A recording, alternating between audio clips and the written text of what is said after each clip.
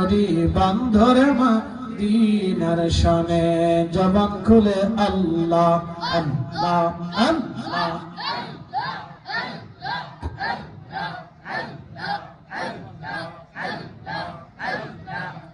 এক মিনিট জিকিরটা পরে করি। আন্না রাফা সাউত লিযিকরিহি ইয়ানসারিফুন নাসু মিনাল মাকতুবা কানা আলা আহাদিন নবী সাল্লাল্লাহু আলাইহি ওয়াসাল্লাম রাওয়াহুল বুখারী।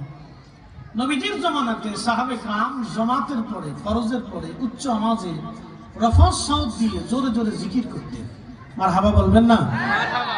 তো জোরে জিকির করলে এটার একটা ফায়দা আছে, আস্তে জিকির করলে হয়, মনে মনে করলে হয়, জোরে করার একটা ফায়দা আছে। জোরে জিকিরে যখন আল্লাহ আল্লাহ জিকিরের শব্দ হয় তখন ওই শব্দটা আরো একজনের কানে লাগে।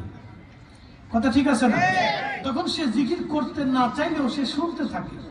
তো আপনি জিকির করার কারণে সে শোনার কারণে আপনার নেকি হইতে থাকে, নেকি ডাবল। মারহাবা কর, নেকি কি ডাবল। এই জন্য জোরে জবান খুলে বলেন আল্লাহ আল্লাহ আল্লাহ।